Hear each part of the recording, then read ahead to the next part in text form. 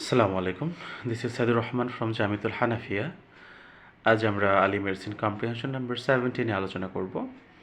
এটা হচ্ছে বইয়ের 123 পৃষ্ঠা, 122-23 পৃষ্ঠা আছে, নাম্বার 17। ওকে, আমরা আর্ট নিয়ে আলোচনা করছিলাম। আমাদের প্রিভিয়াস প্যাসেজ ছিল এস এম সুলতান। তো আজকে নতুন আরেকজনকে নিয়ে আলোচনা করব। ইনি হচ্ছেন নভেরা আহমেদ। ইনি একজন ফিমেল পেইন্টার বা স্কাল্পচার। ওকে, তো বলা হচ্ছে Novera Ahmed was the pioneer of modern sculpting in Bangladesh. বাংলাদেশের আধুনিক ভাস্কর্য স্থাপনার পায়োনার মানে দিক নির্দেশক বা পথ প্রদর্শক হিসেবে ছিলেন এই নভেরা আহমেদ। তিনি ছিলেন আধুনিক ভাস্কর্যের পথ প্রদর্শক। She is also one of the most under and miss represented artist in the country. তিনি হলেন সেই ব্যক্তি। He is also one of the most under and miss represented মানে তাকে অনেক বেশি ভুলভাবে উপস্থাপন করা হয়েছে এবং তিনি আসলে অতটা বেশি আলোচনায় ছিলেন না, আন্ডার রেটেড ছিলেন আর্টিস্ট ইন দ্য কান্ট্রি। আমাদের দেশে অনেক আর্টিস্টকে অতটা মূল্যায়ন করা হয়নি অথবা ভালোভাবে ব্যাখ্যা করা হয়নি, উপস্থাপন করা হয়নি। সেরকম যে কয়জন আর্টিস্ট আছেন তাদের মধ্যে নভেরা আহমেদ একজন। When describing the works of the first modern Bangladeshi sculptor, Novera Ahmed যিনি হচ্ছেন বাংলাদেশের প্রথম আধুনিক ভাস্কর্য স্থাপনাকারী, তো ওনার ব্যাপারে, আচ্ছা এটা স্থাপনাকারী বলা যায় না, ভাস্কর বলতে হবে।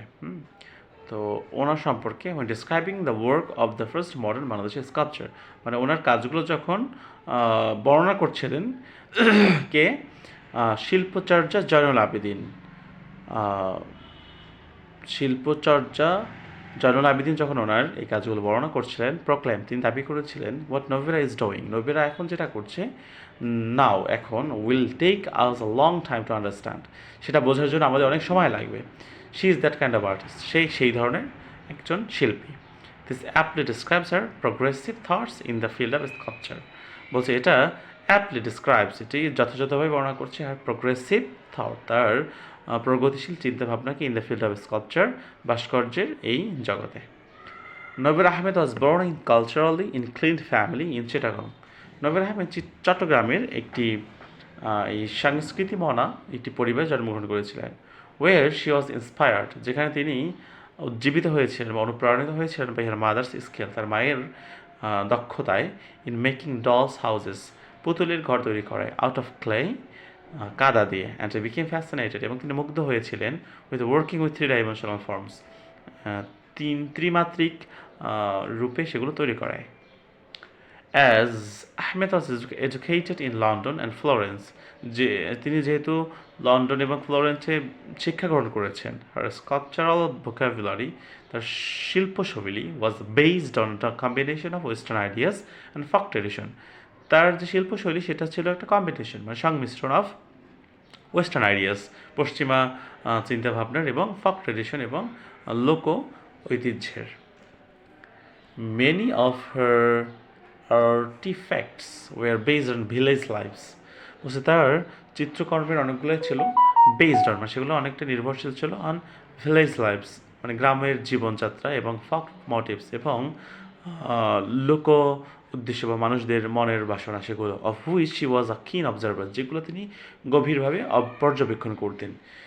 শি অলসো ইনকর্পোরেটেড, তিনি আরও সংমিশ্রণ ঘটিয়েছিলেন বুদ্ধিস্ট থিমস, মানে বুদ্ধের থিম বলতে বিষয়বস্তুকে, ইন হার ওয়ার্ক, তার কাজে, and developed an individual style, এবং তিনি উন্নতি করেছিলেন একটি নিজস্ব স্টাইল, দ্য ডেপিক্টেড, যেটা চিত্রাঙ্কন করেছিল বা অঙ্কন করেছিল দ্য এক্সপিরিয়েন্স অফ উইমেন, মহিলাদের যে অভিজ্ঞতা, তারা যে অভিজ্ঞতা গ্যাদার করে ফ্রম দ্য সারাউন্ডিংস, সেটাকে ডেপিক্ট করেছিল, চিত্রাঙ্কন করেছিল। ইন অগাস্ট 1960, 1960 সালের অগাস্টে, Novera Ahmed has her first solo exhibition. Novera Ahmed তার নিজের একক প্রদর্শনী করিয়েছিলেন, organised on the ground floor of central public library, প্রধান পাবলিক লাইব্রেরি যেটা গণগ্রন্থাগার, যেটা সেখানে এটা অর্গানাইজড মানে অনুষ্ঠিত হয়েছিল, যেটা বর্তমানে ঢাকা ইউনিভার্সিটি লাইব্রেরি, ঢাকার বিশ্ববিদ্যালয়ের লাইব্রেরিতে। It was the first ever solo sculpture exhibition.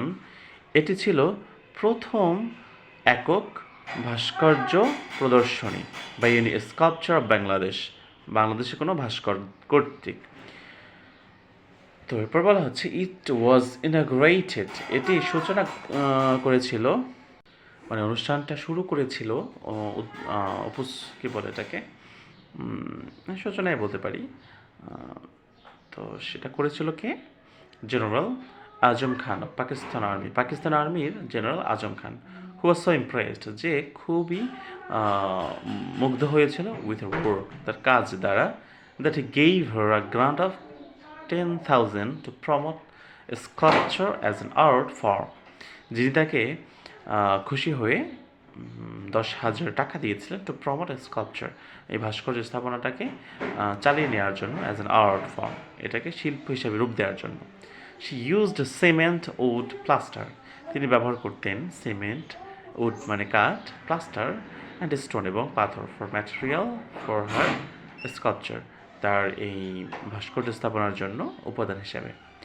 In the early 1960s, 1960 সালের দিকে, upon the Pakistan art council's invitation, পাকিস্তানের আর্ট কাউন্সিলের প্রস্তাবে, she moved two West Pakistan, তিনি ওয়েস্ট পাকিস্তানে স্থানান্তরিত হন, অ্যান্ড প্রডিউসড মেনি ওয়ার্কস দেয়ার, এবং সেখানে তিনি অনেক এরকম স্থাপনা তৈরি করেন, অনেক কাজ করেন সেখানে।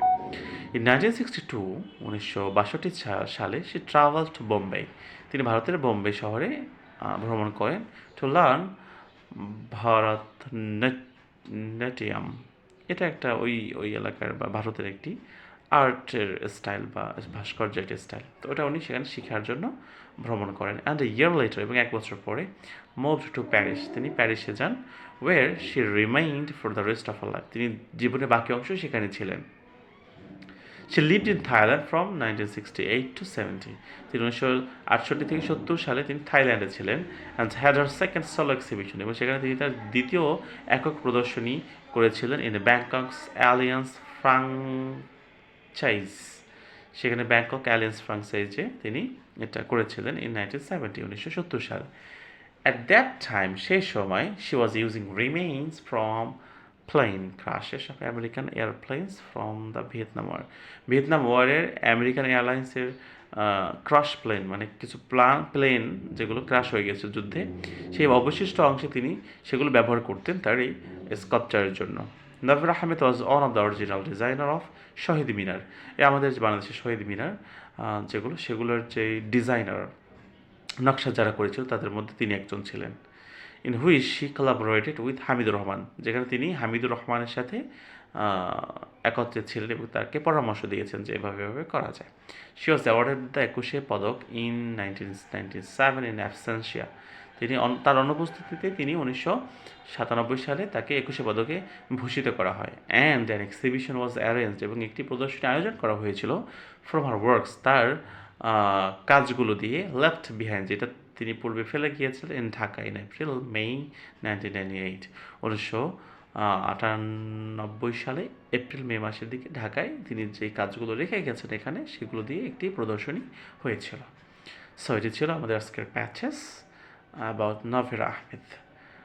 নেক্সট প্যাসেজ নিয়ে আলোচনা করবো ইনশাআল্লাহ। টিল দেন আল্লাহ হাফেজ, আসসালামু আলাইকুম।